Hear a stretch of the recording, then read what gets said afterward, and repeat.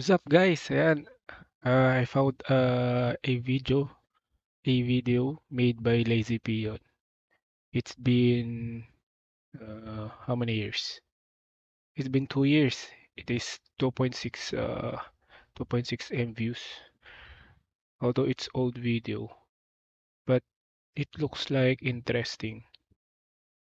Let's see how he made this video and how this game will be good. Yeah, I made the list of videos he made so I can review. Then let's see his first made video about this game, Ashes of Creation. So let's see. I've been hearing about this many times. I've been seeing this in my homepage in my YouTube channel. I think this will be a great new MMO with the modern graphics, but I don't know if the combat will be good, just like World of Warcraft. So let's see. Are you ready? Okay, let's watch this. Of Amazon's New World being delayed until 2021 and many hungry MMO fans being disappointed by this news, I decided that today I want to talk about the upcoming MMORPG that I personally believe to be the most promising, Ashes of Creation. Before we jump into it though, this video has no sponsor and took me a crazy amount of time to make, both with Let's adjust with research, fact-checking and editing, so if you'd like to support my work for free, this game has an affiliate program that everyone who makes an account has access to. My link to this can be found in the description below, and all sign-ups to Ashes of Creation before September receive a small in-game statue for your house to commemorate our struggles through COVID-19. So for those of you that have never heard of the game before, what is Ashes of Creation? Ashes of Creation is a Western-made sandpark MMORPG that's focused on a strong mix of both PvP and PvE content. This game was initially kickstarted 3 years ago, but was already fully funded to completion. So 2 years ago, this video is 2 years ago, 3 years ago, so it's been 5 years. Via private investment from the game's creative director, Stephen Sharif. Unlike many of the Eastern MMOs that have had Western releases over the past few years, Ashes of Creation has consistently said from day one that there will be no pay to win in this game. Due to this, the game will operate with a no box cost subscription fee business model with a cosmetic only cash shop. The thing that makes Ashes of Creation the MMORPG that I'm personally the most excited for is the sheer scope of the project. This game seems to be combining all the best aspects from all the top MMOs over the past 10 years and combining it into one game, with all of that being tied together by the game's most unique feature, its node system. Node system. What is node system? Throughout the world in Ashes of Creation, there's points of interest on the map called nodes. These nodes are basically areas that can progress to different stages of civilizational development as players kill monsters, quest, gather, and adventure within that node's area of influence. Starting out day one when the game I like this. It's like the real-time strategy, like Warcraft. Game first launches, the world will be pretty empty, but let's say you and a group of friends all decide to kill mobs and gather in a certain area. Over time you'll be contributing XP to that area's node, and an expedition So this will be your base or town will appear with quests. As more players are drawn to that area, it will level up into an encampment with more quests, more NPCs and more opportunity. After that the node levels up into a village, town, city. Yeah, yeah, I like this. It's like RTS, yeah, real-time strategy. Like Warcraft, Starcraft, Age of Empire. Yeah. Finally, a giant sprawling metropolis with but in MMO. More opportunity, world events and quests appearing at each stage of development. Now that's a very simplified explanation of the Ashes of Creation node system, but on top of that there's also a lot of variables within this system. For example, at launch there will be 103 different possible node locations, and the location of that node dictates the quests and world events triggered upon development. At this point you're probably thinking, well, what happens when every node reaches... So, It's not like World of Warcraft that that you will have a path of a story. Yeah. So it depends on the progression of the surroundings. Yeah, I think that's what Lazy Peon's talking about. Is its final stage, wouldn't that become boring? Well, due to how the system's designed, this isn't possible. In leveling up one node, you lock out the possibility for adjacent nodes to grow to the same size. To change this and de-level a node so that adjacent nodes can progress, players will need to participate in a PvP node siege to destroy a city, for example, so the town node near to it has room to grow and different content can then be unlocked. The way this system is designed intends for long-term player-driven replayability, where each server will have a different history of development and unlocked content. No two servers will be the same, an MMORPG with a true ever-changing world. When it comes to node aesthetics, there will also be a lot of diversity here too, as the node will take on the architectural appearance of the race that contributed the most XP to its development. So let's say a guild of orcs went to an area and contributed the most XP to a node, building it up to a town. You've then got a town with an orcish aesthetic. Maybe a guild of dwarves wanted to explore a node in the mountains. They could eventually have their own dwarven city in the mountains. The aesthetic of the node changes at every level of development based on the race that contributes the most XP to the node. On top of all this, each node in the world will be assigned one of 4 possible node types, with each having unique benefits. You've got divine, economic, militaristic and scientific node types. Advancing a scientific node over an economic node, for example, will give different building options for players to manage in the node, such as libraries, colleges and artisan buildings, whereas if they leveled up an economic node they could build markets, stock exchanges and trade focused buildings. Each node upon hitting the village stage of development will have a 1-week cooldown before node elections begin. In this, players can try to become the mayor of the node. As a mayor you get to allocate resources, set the tax rate and initiate quests to advance the node, as well as choose building projects contained within that node. The way the mayoral election system is designed is different for each node type. For scientific nodes it's a popularity contest where you vote another player in. For economic nodes it goes to the highest bidder. For divine nodes, the player with the most node related service quests completed will become the mayor, and militaristic node mayors will be decided via a last man standing battle royale type minigame where players interface through a champion rather than their own character. Obviously bad mayors will be a thing that exists in this game, so every month the election process will happen again so that other players have the chance to challenge for mayor. Other than its node system, Ashes of Creation is also aiming to have a diverse range of content to appeal to pretty much every type of MMORPG player. Let's start with some of the PvP content that will be present in this game. Okay, I'm not a PvP player, but PvP content in Ashes consists of open world flagging, caravan PvP, duels, battlegrounds, castle sieges, node sieges, arenas and guild wars. But before all of you PvE players get scared off at the thought of open world PvP, you'll be happy to know that this game has anti-grief mechanics in the form of its corruption system. When it comes to corruption, anti-grief, like what is happening now in Warcraft Hardcore. There's so many griefers. Players have 3 states: green, non-combatant; purple, combatant; red, corrupted. I've displayed an image on screen that shows how this system works, but from the point of view of a non-combatant PvE player minding their own business, if another player comes up to you and kills you, they will become corrupted and receive ever-growing penalties the more innocent players they decide to kill. Eventually, corrupted players can drop their items which can be looted by other players, they'll also lose more experience upon death, and also feel dampening in PvP so they become weaker. Corruption gained is also greater based on the level disparity, so a high level randomly killing a new low level player really isn't worth it. Additionally, the game will have a bounty system where players with high corruption score will appear on the map for bounty hunters to track down and kill for rewards, and NPC guards will also attack corrupted players on site, limiting their access to services within nodes. The Caravan PvP system in Ashes is designed to bring risk vs reward gameplay.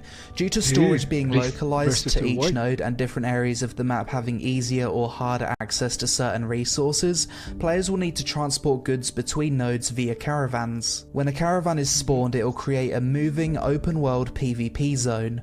When players approach the caravan, they'll be given 3 options: attack, defend or ignore.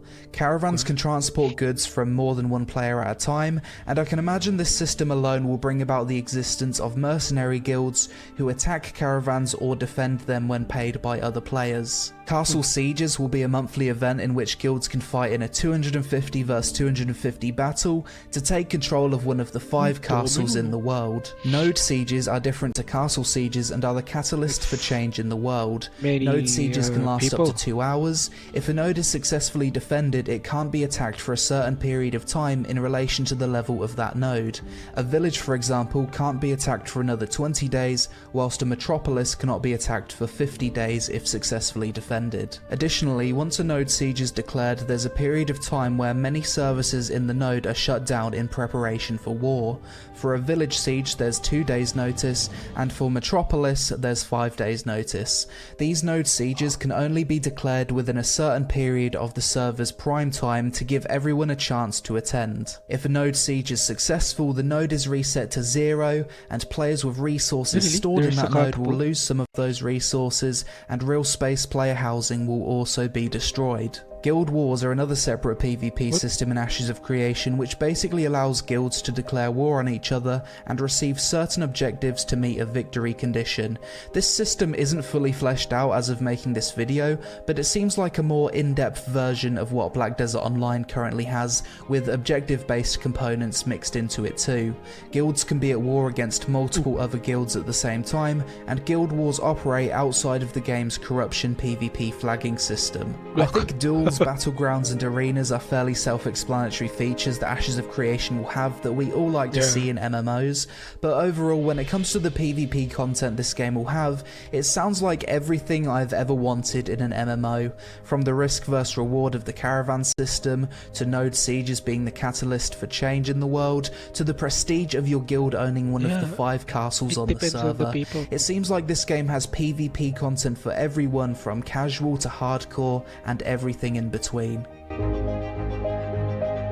PvE content will play a massive role in Ashes of Creation and features content in the form of quests, open world dungeons, instanced dungeons, open world raids, instanced raids, world bosses and monster coin events, as well as all the activities related to the growth of nodes. PvE dungeon and raid content in Ashes will be designed for group sizes of 8, 16 and 40 players. This game will feature a mix of both open world dungeons and raids, as well as instanced dungeons and raids, with 80% of them being open world and 20% of them being instanced. There will be no group finder in this game, so you'll need to join guilds and find party members via social interaction if you want to partake in a lot of PvE content. The way open world dungeons and raids will work is that they increase in difficulty the deeper you venture inside. At the entrance you might be fighting weaker, lower level mobs with fewer mechanics, but as you get deeper into the dungeon you'll fight tougher enemies with more mechanics and better loot. Additionally, something you need to bear in mind is that all of the PvE content that's available in Ashes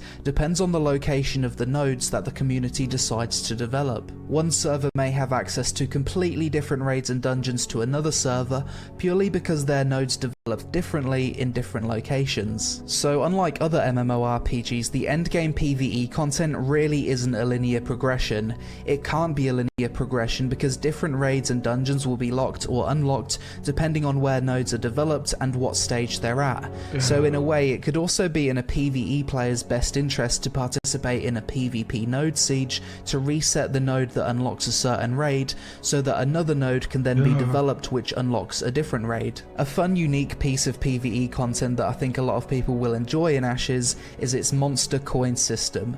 This is an event that either spawns randomly or following the advancement of a node, in which a horde of NPC monsters will spawn and attack the node.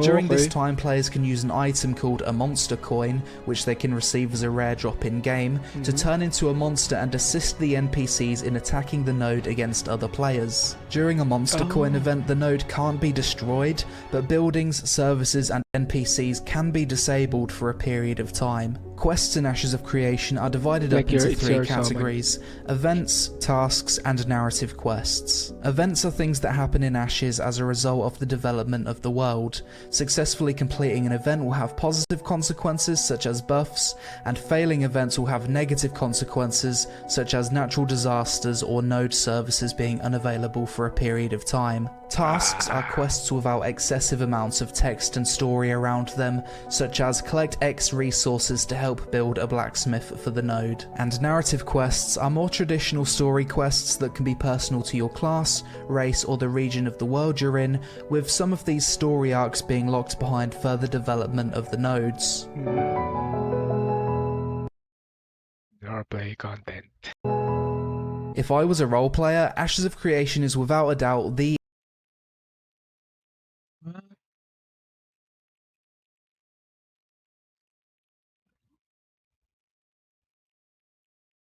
Why is it loading? What's happening? MMORPG I'd be looking forward to the most. This game's being designed with so many great RP features to really add that extra level of immersion. First, let's talk about the extensive player housing system. This game will have three types of player housing: instanced apartments, real space open world freeholds, and static housing within nodes. Each of these three types of player housing become available once a node reaches village stage or higher. Instanced apartments will become available in a node if a mayor decides to construct apartment buildings within an empty plot. These will work similar to the housing system in BDO, where you approach an apartment door and you've got a list of options for whose apartment you want to visit. Static housing within nodes are real space player housing that players can buy that will be visible to everyone. You'll be able to decorate the front of your house with yard ornaments, seamlessly enter and exit, and see your house grow from a small cottage to a mansion as the node levels up. Freeholds are large real space player housing plots that can be situated within the zone of influence of a node, but not actually inside the node.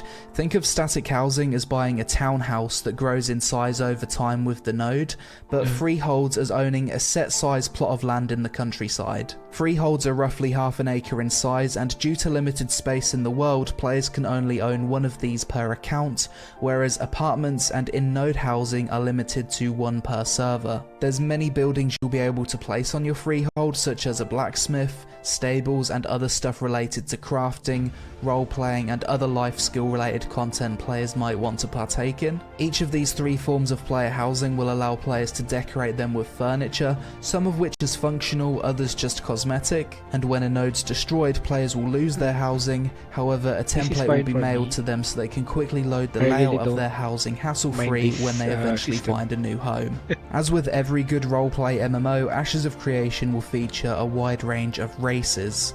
Currently, the game is planning on 9 playable races for launch, each of which have different cultures, which will be reflected in the appearance of nodes that they contribute to the most. You've got 2 different variations of humans, dwarves, elves, orcs, and a race called the Tulnar, which live underground. Different races will have different racial abilities, and each race will have different base stats. However, there will be no gender lock for any of the races, and every race can play as every class. Other nice RP features the game will have include an extensive emote system with interactable furniture, the ability to lean against scenery, sit on benches, and dance with other players. You'll be able to play parlor games with other players inside of taverns, some being dice games, others involving cards. You'll be able to join different types of social organizations in the game, such as the Scholars Academy, Thieves Guild, or Traders Company. And there'll also be a marriage mechanic in the game that may unlock special quests and further functionality with player housing. Overall, from a roleplay perspective,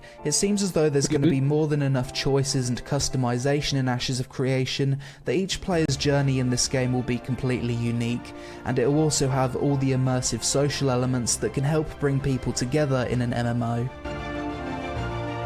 Professions and life skills in Ashes of Creation are referred to as artisan classes. These are split into 3 different trees: gathering, processing, and crafting. Gathering professions consist of fishing, herbalism, lumberjacking, mining, and animal taming. Processing professions basically refine raw material via the use of certain freehold buildings, such as forges to process ore into bars, lumberyards processing logs to planks, and so on. Crafting professions consist of alchemy, armor smithing, blacksmithing, carpentry, cooking, jewel crafting, scribing, shipbuilding, siege weapon building, and weaponsmithing. In this game, each character will only be able to truly master one profession. You'll be unable to master multiple. You'll still be able to progress with multiple professions, but not to the extent of mastery. This is to create the need for community interaction and create a sense of identity. Crafting in Ashes of Creation is also being designed so that it won't become irrelevant like in other MMOs. Crafted gear will be on par with the highest tier drops from raid bosses, and due to being limited to mastery of only one artisan class, guilds will have to organise multiple people to meet their crafting and gathering needs to initiate sieges, complete projects, and contribute to the node. Personally, the profession I'm most excited for is animal husbandry, as you'll be able to breed different animals together to create some really weird and wonderful mounts. The class system in Ashes of Creation is quite interesting and leads to a lot of variety. First, you'll start out by picking a primary class archetype between Bard, Cleric, Fighter, Mage, Ranger, Rogue, Summoner, and Tank. Eventually, as you progress with your primary class, you'll get to choose a secondary class out of the same 8 options I previously mentioned. So choosing to be a Mage, then Fighter for example, would give you the overall class of Battle Mage. With this system, there's a possibility of 64 different class combinations which are displayed on screen now. Ashes of Creation will be designed around the Trinity system of Tank, Healer, and DPS.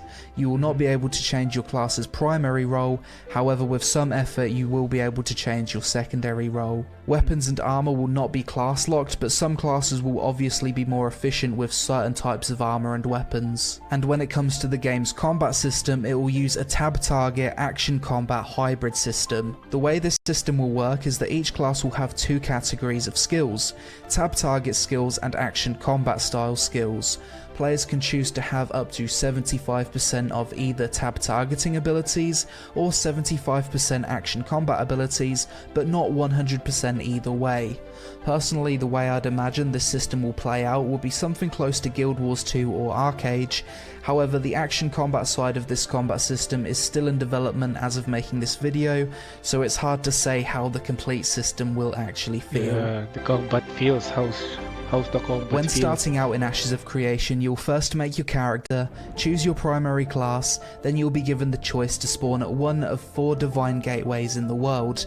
Each race does have their own starter zone and starter quests, but they won't be super mandatory to do, more of a recommendation. There's nothing stopping you as an elf spawning in the dwarven starting area to level with your friend. The world size in Ashes is planned to be truly massive, approximately 480 square kilometers in size, including both water and land content, as well as a diverse range of biomes ranging from deserts, swamps, plains, forests, snowy mountains, tropical islands, and everything in between.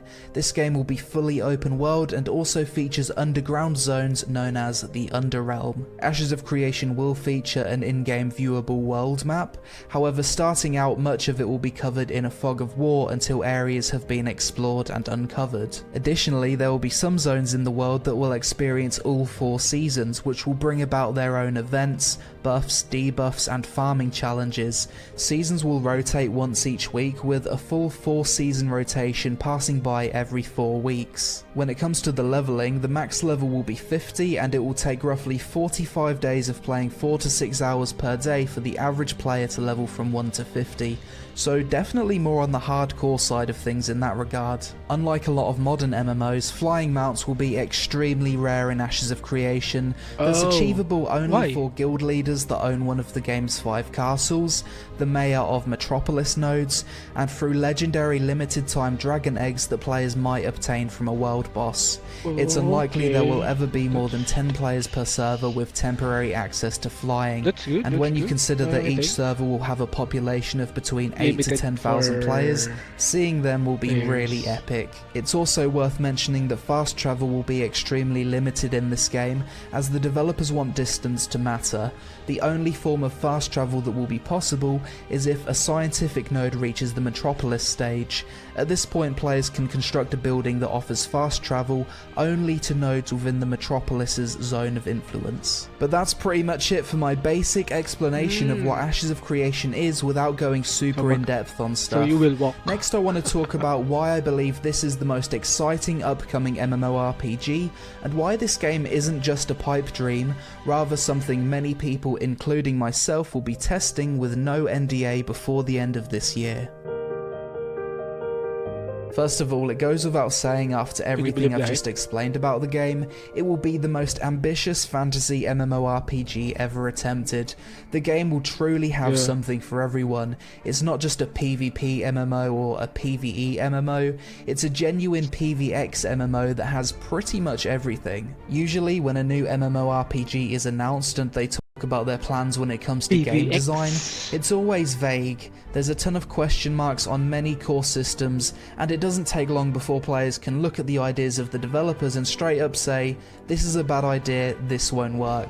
New World has been a perfect example of this since the first time I tried the game in 2018 to recently when it announced its delay. When it comes to the game design of Ashes of Creation, it seems to me that almost every aspect of the game has been clearly thought out, and thanks to years of Q&As between the community and developers, we have a clear blueprint for how this game will actually play out if you care to read it on the Ashes of Creation wiki. When it comes to the core game design systems, there's nothing I'm overly concerned about. Everything seems to make sense and follow a strong design principle of risk versus reward. For me, the only real question mark I have about the game is how fun will the combat be? What does their 75% action tab hybrid combat system actually play like?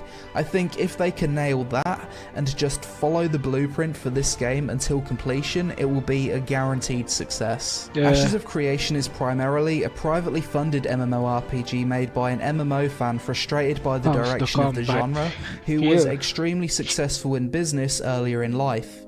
Since I first covered this project in 2017, we've seen the studio he created expand to over 100 developers, attracting people from Blizzard, Sony Online Entertainment, Daybreak Games, and more. This year especially, we've seen production for Ashes of Creation ramp up significantly, and in recent live streams we've seen gameplay sessions of many core systems working, such as the mayoral system, early hybrid combat, real-time node development, open world dungeons, a 40-man raid, the caravan PvP system, basic professions, and the purchasing of in-node player housing. What's more impressive is the creative director's commitment to transparency, despite the project still likely being a solid 2 years from completion. Sometime this fall, we've been told that people who have access to the game's Alpha 1 test will be able to stream and make content about the game with no NDA, and when you consider that Amazon's New World still has a strict NDA, despite previously being 2 months out from its supposed release,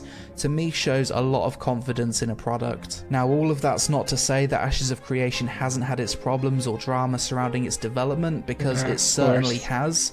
Releasing Ashes of Creation Apocalypse, the Battle Royale testing environment on Steam, caused nothing but confusion to the people that were casually following the project, and in the past the community went long periods of time without seeing any tangible gameplay due to an issue where large portions of Foundation code had to be rewritten, essentially delaying the game by 1 year. But in 2020 we've really started to see Ashes of Creation come together. Almost every monthly live stream we've been shown new gameplay, we've already had players get into the early Alpha 1 client and talk about their experiences thanks to no verbal NDA, and community perception of the project as a whole has shifted from extremely skeptical to cautiously optimistic. Whilst there's still a long road ahead for Ashes of Creation, I have to say that in the 5+ years I've been a full-time MMORPG YouTuber, this is the only upcoming MMO that I've been able to look at and say to myself, if this game releases, it has a real chance of being the next truly successful MMORPG.